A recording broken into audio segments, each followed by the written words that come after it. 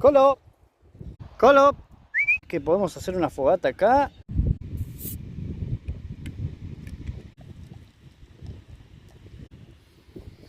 ¡Salute!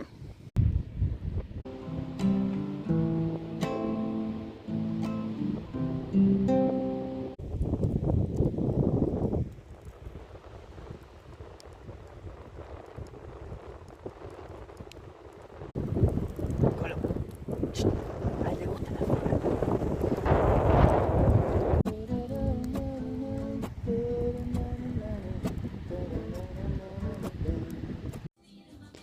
Y así quedó el muchacho después de la fogata,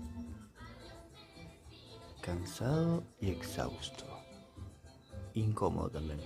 Colo.